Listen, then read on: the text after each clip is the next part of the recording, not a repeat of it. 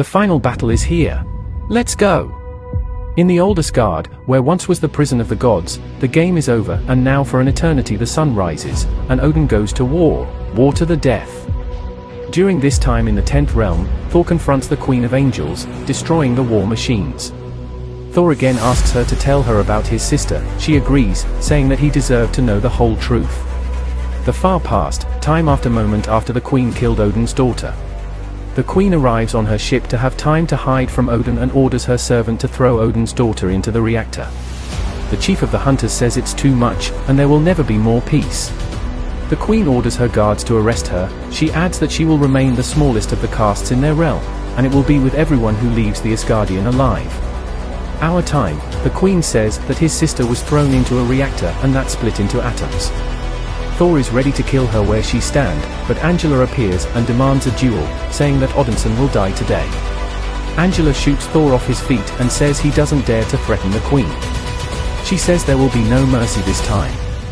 Thor says that once she fought with an exhausted warrior, and this time with the Thunder God, to the last drop of blood.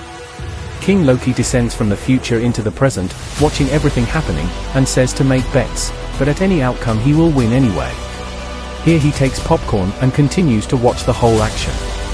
Returning to the battlefield, Thor notes that she is proactive, but is she faster than lightning? Odinson is ready to split her skull, but he realizes that it's not his thunderbolt at all. Here comes Odin. Everyone's in shock. Odin hears his mother's blood singing in his heart, and that today he will stand beside his daughter. Odin orders the Thor to drop his weapons and bow to his sister. Angela thinks it's a trick and she can't believe it, but Odin says he knows his kids and doesn't want to be confused with anyone. The Queen says that she will save her life because they owe her, and that no angel can look at her. Angela tells the Queen that she is on their side, while one invites her to stand next to her father. She flattered him and said he wasn't her father.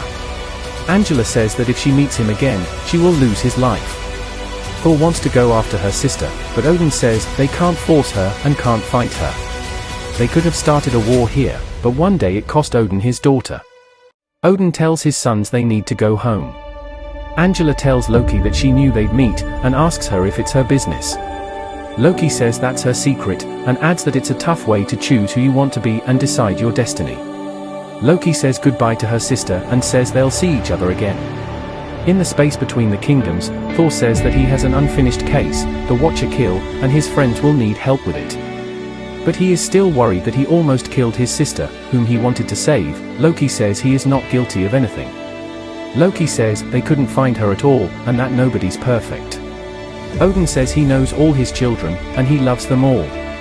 Now they'll be quiet, they're flying home, they have a lot to do there. Old Loki is in shock and anger. The war with the angels has disappeared from history. He curses Odin, and says that Odin never told him that.